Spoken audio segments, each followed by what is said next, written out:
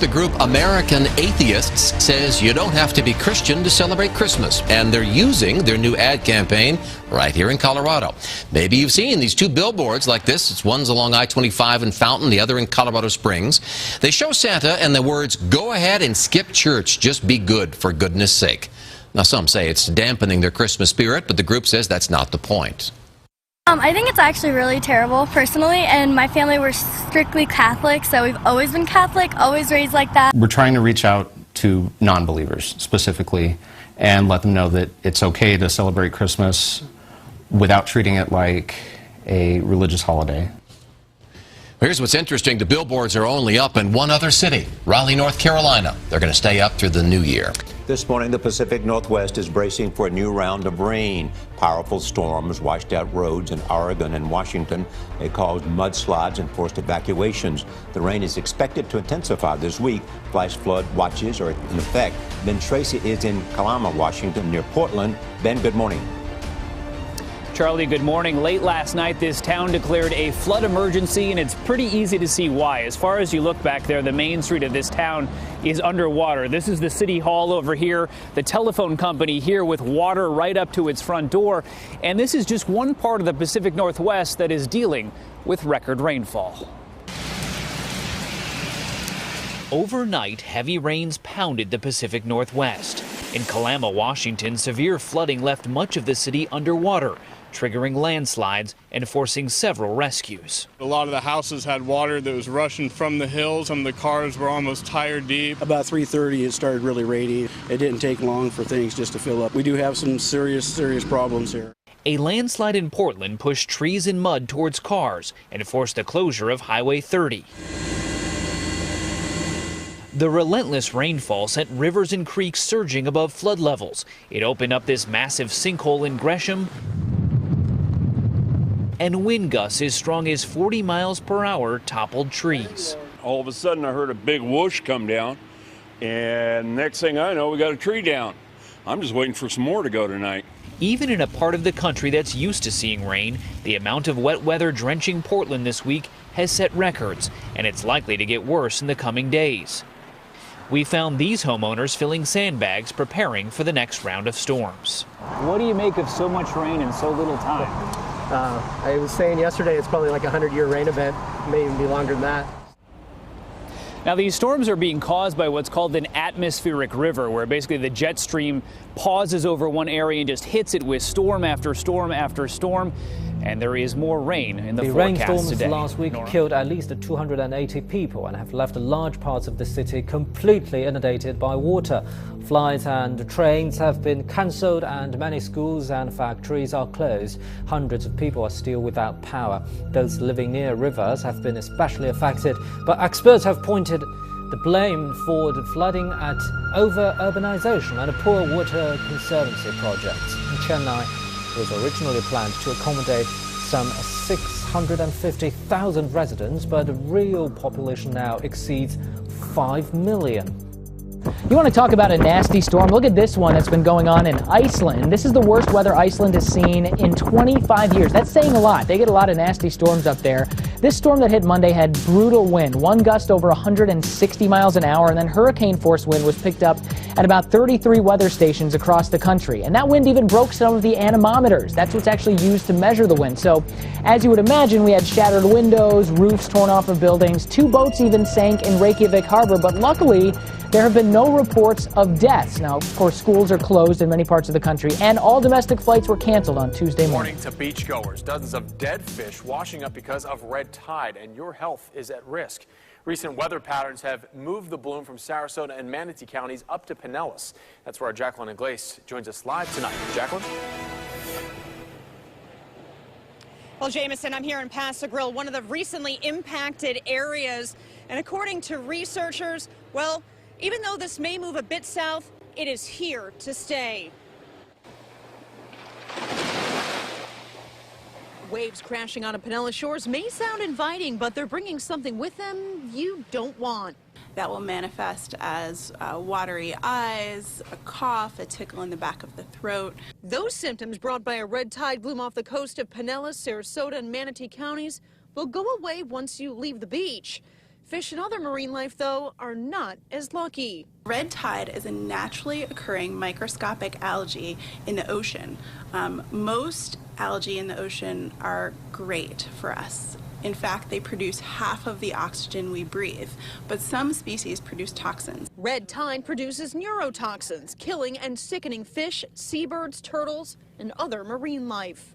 We cannot predict how long the blooms will last, but we do produce short-term forecasts of bloom movement. Now, these tides have also pushed the bloom into Tampa Bay. Now, again, if you're at the beach and start experiencing symptoms, leave. They should subside. But if you have respiratory issues or past respiratory problems, you should avoid these beaches, at least for now. The pressure is on, and it's on Japan to quit its whaling practices. The United States, Australia, New Zealand, and several European countries on Monday jointly protested Japan's plan to resume whaling in the Southern Ocean. New Zealand led the diplomatic protest. Its ambassador to Japan, Mark Sinclair, delivered a strong formal message from 33 countries. Japan resumed hunting whales last Tuesday despite a court order last year to halt the practice. In the diplomatic note, the countries urged Japan to respect the International Whaling Commission's guidelines. Japan is a member of the commission. Commercial whaling has been banned worldwide for almost 30 years.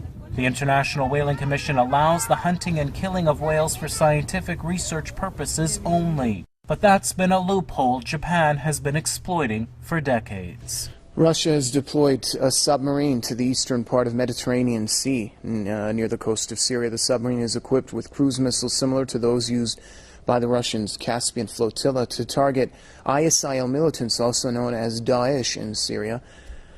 Last month, Russia deployed missile cruises to the Mediterranean Sea near Turkey's border after President Vladimir Putin described Turkey as accomplices of terrorist tensions between Russia and Turkey raged on after Turkey shot down a Russian jet on the Syrian border. Russia began its airstrikes against ISIL in Syria back on September the 30th.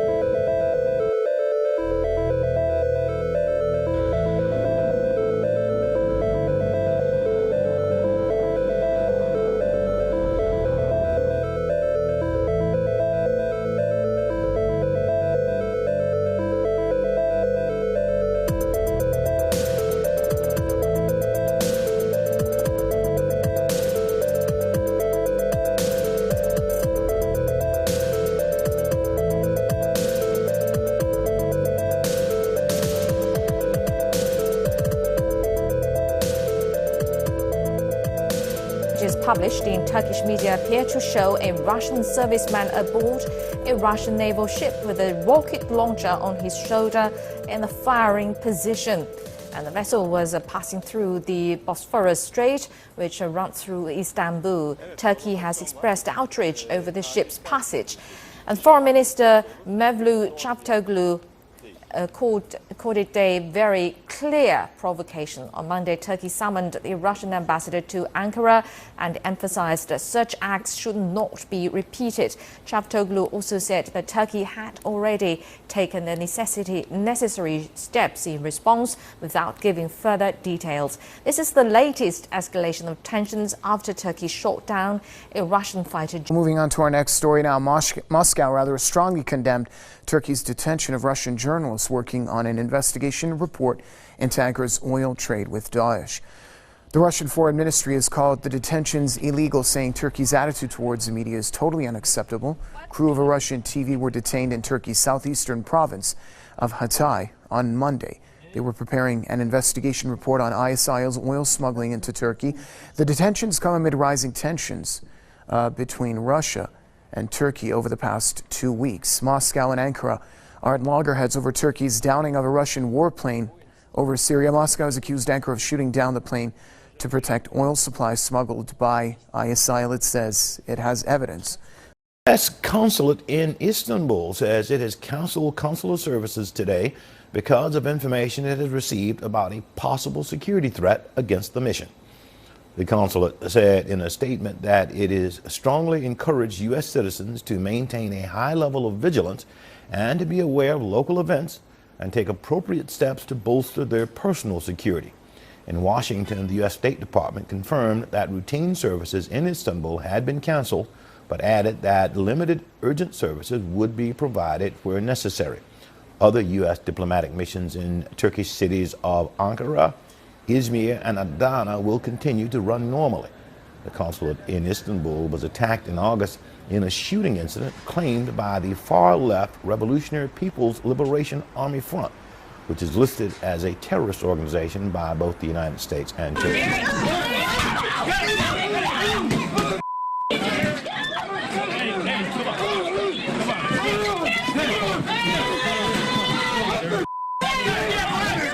This new video breaking overnight. A small town, Indiana Town Council meeting descends into chaos. What began as a simple meeting to decide on a new town marshal turned into a violent tussle instead. It all started last night in the small town of Hymera, Indiana, just south of Terre Haute. The showdown was between a former town marshal and a man voted by the council to replace him. When the council elected to fire the former marshal, tempers flared and the words and fists, they started flying. I don't have nothing to say to you, okay? Oh, okay. Yes. Then why don't you shut your crowd up there? You're as crooked as they come. What? Yeah. How can you not sit here and listen to one board member and then you guys decide to join together and make another motion? Well, eventually the fight was broken up and police were called in. There's no word yet if anyone will face any charges. And new at 6, a big moment in the Catholic Church. Today is the beginning of what's called a Jubilee Year of Mercy. And to mark the occasion, Pope Francis pushed open the great bronze doors of St. Peter's Basilica. It's the first time the doors have been opened since the turn of this century. The goal of this Jubilee year is to remind Catholics and the Church to reflect the mercy and compassion of God. Within the hour, Milwaukee Archbishop Jerome Listecki blessed and opened the holy doors at the Cathedral of St. John the Evangelist. Jubilee years in the Church are generally celebrated every 25 to 50 years.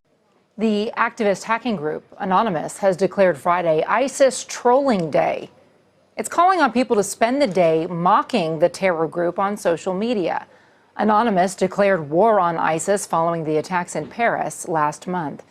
In a rare interview, a member of Anonymous spoke with Joe Tidy from Britain's Sky News. If you're on the internet, you're there because we kind of let you be there. Behind the menacing masks and monikers of notorious hacking collective Anonymous is a disarmingly ordinary group of people.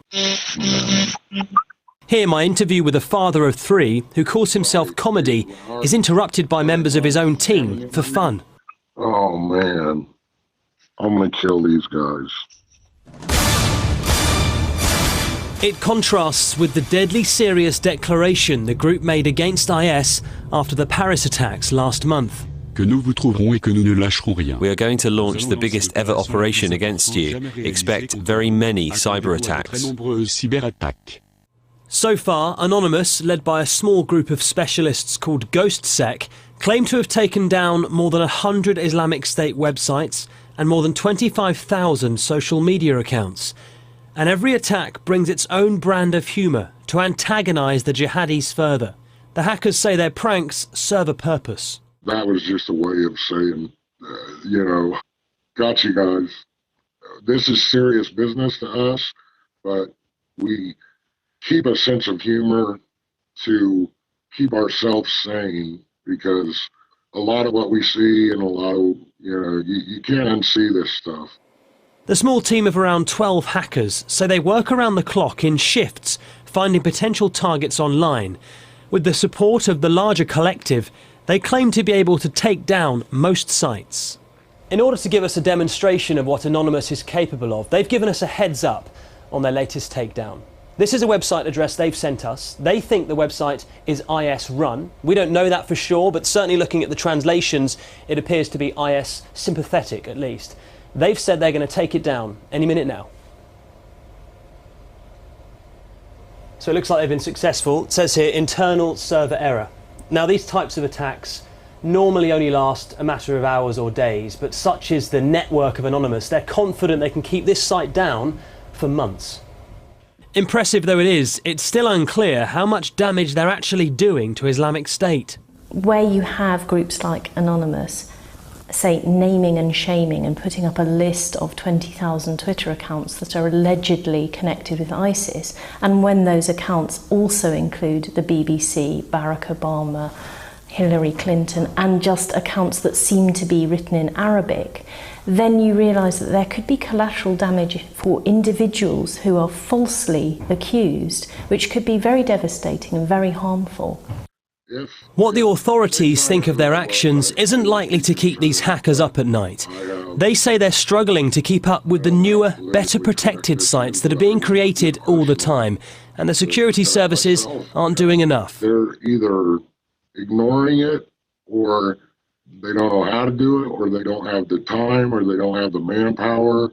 I guess if I had to do this as a job, I would do it for 8 hours a day and go home and forget about it. But we see it as more of a passion, and about the only break we get is sleeping. The reach of Anonymous can't be underestimated, but it seems they may have met their match in the equally prolific and enterprising enemy that is Islamic State. Joe Tidy, Sky News. In a statement, Donald Trump called for the total and complete shutdown of Muslim immigration to America. He added, quote, "Our country cannot be the victims of horrendous attacks by people that believe only in jihad." Trump said the ban should last until U.S. officials, quote, "figure out what's going on." Last night, President Obama urged the nation not to discriminate against American Muslims. If we're to succeed in defeating terrorism, we must enlist Muslim communities as some of our strongest allies, rather than push them away through suspicion and hate. That does not mean denying the fact that an extremist ideology has spread within some Muslim communities. There's a real problem that Muslims must confront without excuse. Trump's Republican opponents uniformly condemned his proposal. Ben Carson said everyone entering the country should register and be monitored, but, quote, "I would not advocate being selective on one's religion." John Kasich said Trump's idea was more of the outrageous divisiveness that characterizes his every breath. And Major Garrett is in our Washington bureau now. You know, this call to ban all Muslims happens on a day, Major, the anniversary of the Japanese attack on Pearl Harbor, after which this nation rounded up Japanese Americans and sent them to internment camps. Is there any legitimacy to what Donald Trump has proposed? Well, it runs counter to the 5th and 14th Amendments to the United States Constitution. The 5th and the 14th both provide due process. The 14th provides equal protection under the law. And if you look at what some of the Trump advisors have said in the aftermath of this quote-unquote policy paper, which is really nothing more than a press release, they say, well, we can do this and it's for maximum security because the country is at a sense of danger, that it feels ill at ease, and it feels that the government has let it down. Well, there are all sorts of practical as well as constitutional problems with this.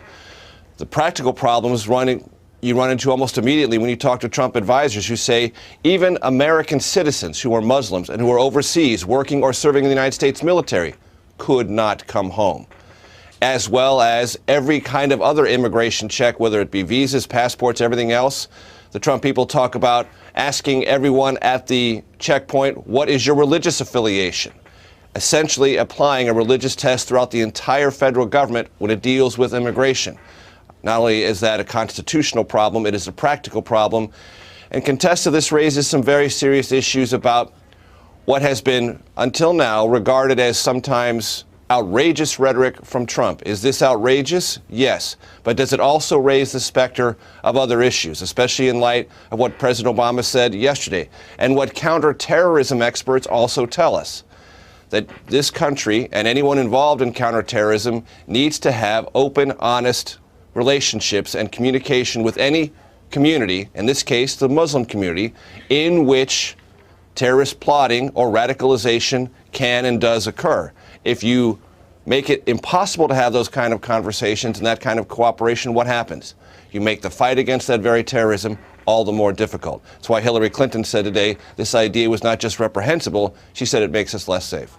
Someone in my position shouldn't be commenting on domestic politics in another country, particularly not around election times, but I think Canadians know exactly where I stand on those issues. They're ridiculous comments, and it's up to the people of the United States to choose who their leader is, or up to people in his party, but I'm sure that by and large, even people in his party will think his comments are ridiculous. What we learned yesterday is that a candidate for the presidency of the United States believes he can do just that, limit access on the basis of religion to the United States. I say that we should limit access to Canada for people who are spouting hatred, and we should make sure that Donald Trump stays out of Canada. It makes me really, really proud to be Canadian. The UK's Robert Gordon University is revoking an honorary degree it awarded Donald Trump in 2010. The university tweeted out a statement explaining its decision. Apparently, the decision can be explained in less than 140 characters. It says, in the course of the current U.S. election campaign, Mr. Trump has made a number of statements that are wholly incompatible with the ethos and values of the university. The university has therefore decided to revoke its award of the honorary degree. The school says the degree was initially presented to Trump for his achievements as an entrepreneur and businessman. There was a petition circulating for the university to strip him of the award, accusing the GOP frontrunner of promoting hate speech. To follow up on Donald Trump, his proposal to ban all Muslims from entering the U.S., can you say if the president will be doing anything more beyond what he said in the speech on Sunday in terms of calling for more tolerance for Muslims? Will he be talking about this more? Would he be maybe having some sort of a public meeting with Muslims, maybe traveling to a Muslim community to sort of counter the sentiment against Muslims that seems to be growing in the U.S.? Well, I don't have any updates to the president's schedule about this. And as you point out, this is something the president's talked about quite extensively, and most recently in his address to the nation on Sunday. Let me just step back and say that the Trump campaign for months now has had a dustbin of history-like quality to it, from the vacuous sloganeering to the outright lies to even the fake hair, the whole carnival barker routine that we've seen for some time now. The question now is about the rest of the Republican Party and whether or not they're going to be dragged into the dustbin of history with them. And right now, the current trajectory is not very good. Earlier this year, House Republicans elected to their leadership somebody who famously bragged to a reporter that he's David Duke without the baggage. Earlier this month, we saw that the executive director of the Senate Republican Campaign Committee was advising candidates about how they could ride the Trump wave. And just today, the newly elected Speaker of the House said that he would vote for Donald Trump for president if he's the party's nominee. Now, I know that each of the Republican candidates has already taken an oath pledging to support Donald Trump for president of the United States if he wins the nomination. But the fact is, the first thing a president does when he or she takes the oath of office is to swear an oath to preserve, protect, and defend the Constitution of the United States. And the fact is that what Donald Trump said yesterday disqualifies him from serving as president. And for Republican candidates for president to stand by their pledge to support Mr. Trump, that in and of itself is disqualifying. New story up on Infowars.com. We can show you our Twitter feed at Real Alex Jones. Democrats now called for killing Donald Trump. And if you go to Real Alex Jones on Twitter, here, I'll punch it up, you can see that that's what they're calling for. Just go ahead and scroll down. You can see Paul Watson's latest article right there. Keep going down. There it is. Kill Trump. Liberals react to Republican frontrunners' comments on Muslim immigration. You can click on the story right there. We're going to play some of those clips coming up for folks.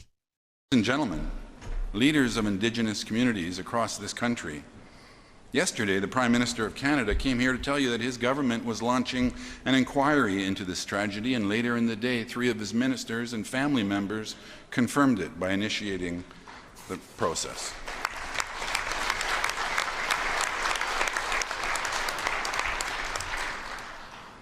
We are going to listen. Of course, this is nothing short of a national tragedy. The problem is clear and it's settled. Indigenous women and girls in this country are shockingly overrepresented in those classes of Canadians who experience violence, go missing, or are murdered. Too many families are suffering and we are still without answers. But what about the RCMP, you might ask? What about police in Canada? I'm here to tell you that we are listening. Not only are we listening, we've already heard you. We must have the trust and confidence of our citizens if we are going to keep them safe.